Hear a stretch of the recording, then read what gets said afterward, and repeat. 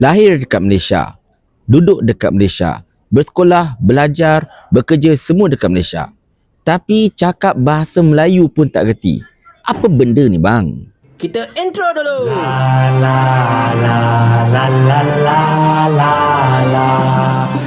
Assalamualaikum warahmatullahi.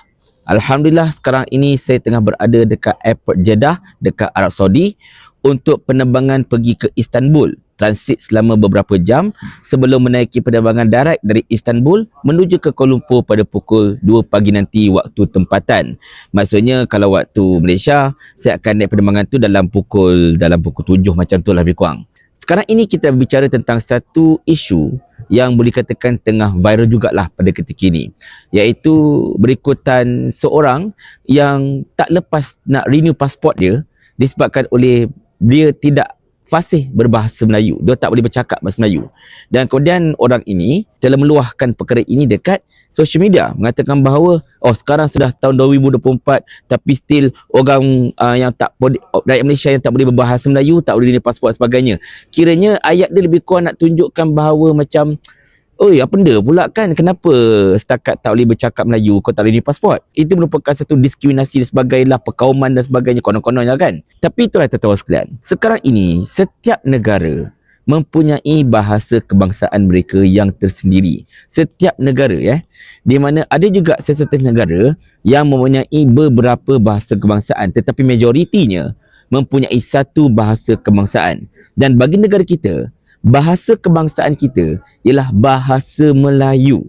Macam mana yang telah digunakan oleh saya, tak kira secara pasar ke ataupun tidak, tetapi bahasa kebangsaan kita ialah bahasa Melayu. Dan perkara ini bukan sekadar sebut-sebutan, tetapi termaktub dalam Perlembagaan Persekutuan Perkara 152, di mana dengan jelas menyatakan bahawa bahasa Melayu ialah bahasa kebangsaan.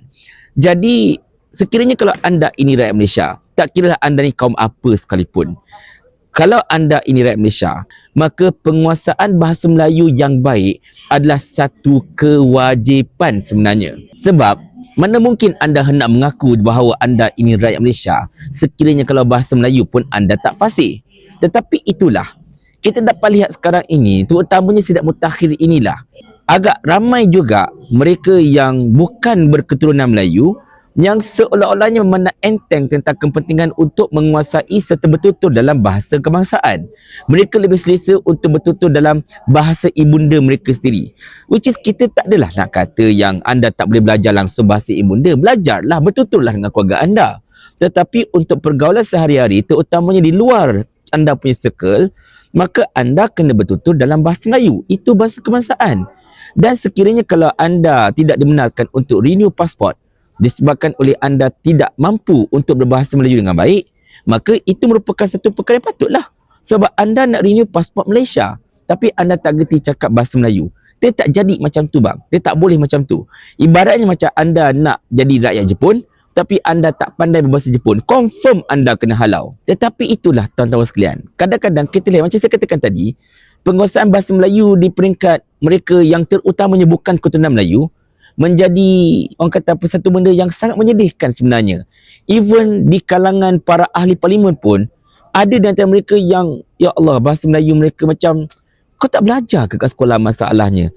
Adakah kau macam tak pernah langsung bertutur bahasa Melayu sampai percakapan mereka pun macam, minta maaf saya cakap, macam tunggang terbalik, sukar untuk difahami, maksud tak sampai dan macam-macam lagi. Dan benda itu tidak sepatutnya berlaku.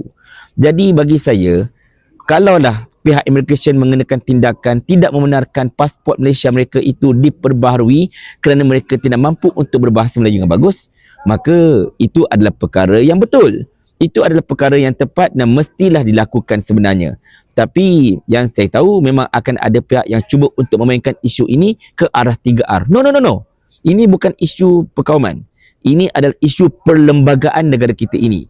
Jadi jika ada mana-mana pihak yang cuba hendak mengheret benda ini ke arah perkauman, anda kena faham benda ini termaktub dalam perlembagaan. Sekiranya kalau anda tidak mampu untuk menghormati perlembagaan itu sendiri, maka anda tidak layak menjadi rakyat Malaysia. Pergilah ke mana-mana negara, terutama negara yang menggunakan bahasa ibunda anda. Silakan, tak ada masalah. By all means, mereka mungkin akan mengalu-alukan anda sebab anda fasih berbahasa ibunda mereka sendiri. Tak ada masalah, silakan.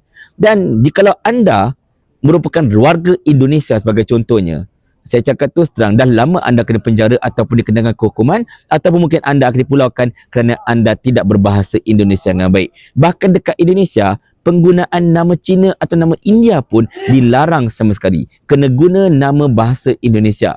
Nampak tak kat situ?